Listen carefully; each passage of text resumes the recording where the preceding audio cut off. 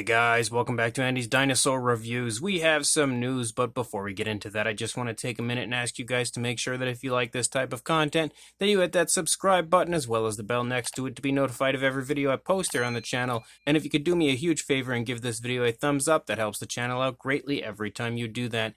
Anyway, on with the news. The very first thing that I have for you guys is actually from Nanmu, and we have a look at the upcoming Spinosaurus that they are releasing. And yes, we have seen it quite a few times now, but they haven't unveiled too many really nice images for us. And again, I just wanted to show this off to give you a good idea of how nice this Spino is going to be. We also have this image here that shows off both versions of the Spino as far as the color variants, including the albino version, which I'm incredibly excited to see. Such a cool idea, and they've honestly perfected it here from what I can see with this Spinosaurus. And Nanmu has also recently thrown up a pre-order and, of course, an announcement for another model that is coming out. It's a different repainted version of their once-and-future King Tyrannosaurus Rex. We actually have a brown, kind of a Rexy type of a version coming for this.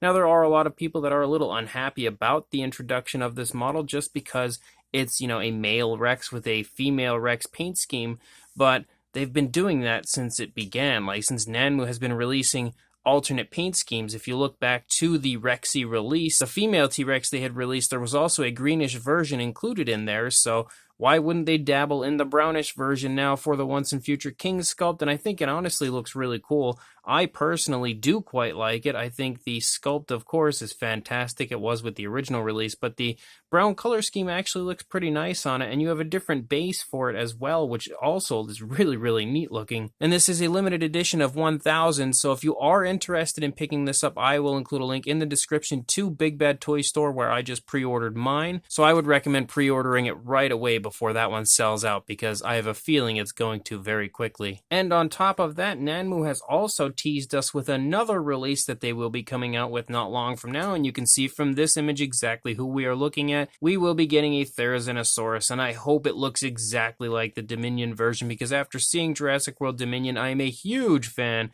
of that Tyrannosaurus, so I would love to have a really nice, very highly detailed model of it, especially from Nanmu, because they are producing probably the best Jurassic type models out there, so a Nanmu version would be incredibly awesome. And then as far as Rod's random work goes, you may remember this classic image here that you can see at the top, some really cool artwork for Jurassic Park. Well, he is actually making that artwork and turning it into a model, and you can see all the way down there at the bottom, again, his progress so far on this model. And this is something that I think is really cool. I can recall this image from years ago when I was very young, and I always thought it was a really neat image. So the fact that Rod's Random Work is creating a model of this is super exciting, and I would love to get my hands on this just because, again, it's something that I always enjoyed growing up, so to now be an adult and have a model of that image would definitely be really cool. So as he progresses with this, of course, I will include all of that in news videos in the future. And then as far as the beasts of the Mesozoic line goes, and specifically the Cyberzoic line, David Silva has recently unveiled quite a few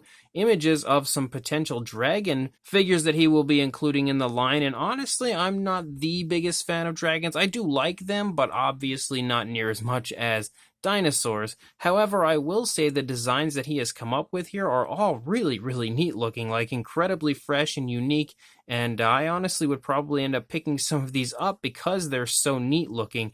It's something I may not be able to say no to. Definitely some really creative designs on the part of David Silva, and he also has shared this image as far as the Ceratopsion series goes of the fans' choice models that will be coming out for the Ceratopsion series, and man, they are honestly some of the best that this line has produced yet. Specifically that Torosaurus, I am just aching to get my hands on, but all of them look great.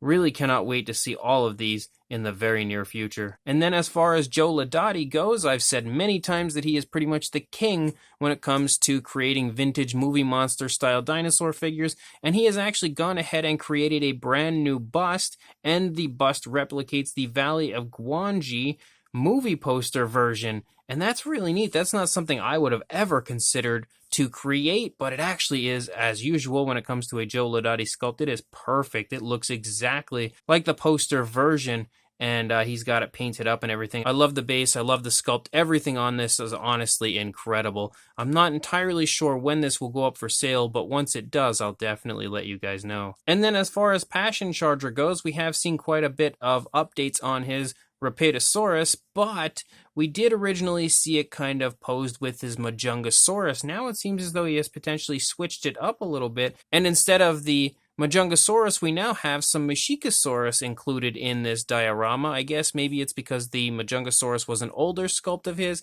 and he kind of wanted to create the entire thing fresh and new, but definitely a really cool look for it. I love the sauropod, I love the Masiakasaurus. Everything is beautiful on this because it's a Passion Charger release. It's always beautiful when you get a Passion Charger release. Once this does go up for sale, I will definitely let you guys know. And then when it comes to the Jurassic World line, we have something very interesting that Dino Mike Mac had recently pointed out to me, and thank you to Collect Jurassic for the images, but we have a really weird and really cool Real FX Baby Blue, a Velociraptor Blue kind of a puppet.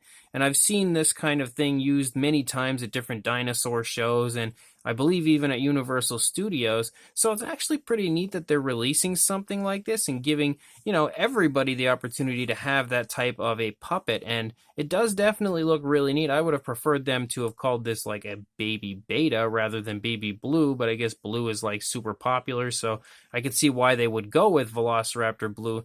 Definitely really neat and something that I'll probably try to get my hands on if it does release here in the United States. And then as far as the Jurassic World Dominion Blu-ray release goes, there's actually going to be a special limited edition version coming with a model, and you can see the model includes a Velociraptor Blue and Velociraptor Beta, and it is super, super cool. Like, I really desperately want to get my hands on this. I'm hoping a pre-order goes up on Amazon for it sometime soon so I can pre-order it on there. This is actually the 4K release, and the artwork and everything on the entire set is fantastic.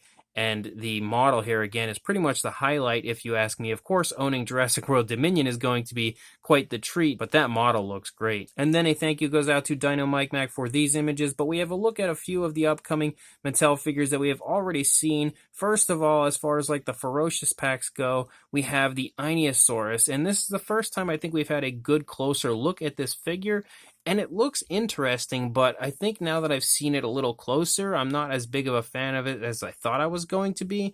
I don't really like that kind of almost armored type of a look to the back of the figure. I mean, time will only tell on this one. I think I'll have to really see it in person, but I'm not a huge fan of it now with this newer image. There's also a look at the Extreme Damage Atrociraptor here, which I do think actually looks really quite nice. I've been a huge fan of all of the Atrociraptor releases from Mattel up until this point. That definitely looks like another really cool one. There's also the Reddish Velociraptor, which I think looks okay, but nothing special, nothing to really write home about. And then we have the Morose, and this one definitely, in my opinion, looks a lot better than the first one that was released, but still not really that great. Like Dino Mike Mac had pointed out to me, it didn't really need the white on it, and I can definitely say I agree. It looks a little off as far as that coloration goes, but regardless, still way better than the first version. Again, thanks to Dino Mike Mac, we also have a few images of some of the upcoming minifigures from Mattel, and they actually look really nice. Like specifically this image here shows off quite a few species that we haven't seen in the line quite yet. And my favorite personally is the Ceratops. I think that Ceratops is just about as drop dead gorgeous as it gets, really nicely replicating the Battle at Big Rock version. There's also some other beautiful figures in here like the Parasaurolophus. We've got a Concavenator, the Pyroraptor, a Morose, so a lot of really neat minifigures coming for the Mattel line. Definitely some awesome figures overall that I can't wait to get released, hopefully not too far off in the future. And then the final thing I have is thanks to Collect Jurassic, and it's a few new images of the upcoming Legacy Collection figures that we were all kind of let down by, and the first one is the Velociraptor, the female JP3 style raptor, and I almost feel like it looks a little better here.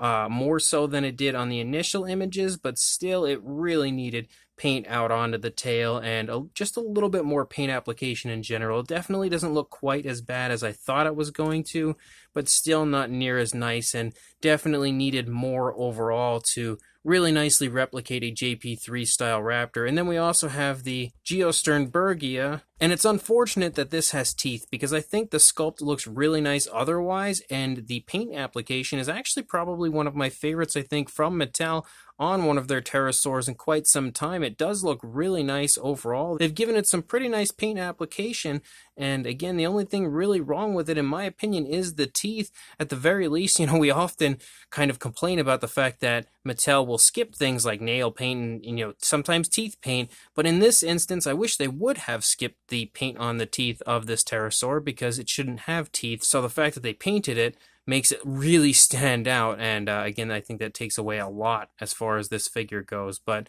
still pretty okay, I guess. Just it could have been a lot better if they didn't include the teeth. So as of right now, guys, that's all the news I've got. When more comes out, I'll be sure to send it your way, but until then, please like, comment, and subscribe, and I will see you in the next video.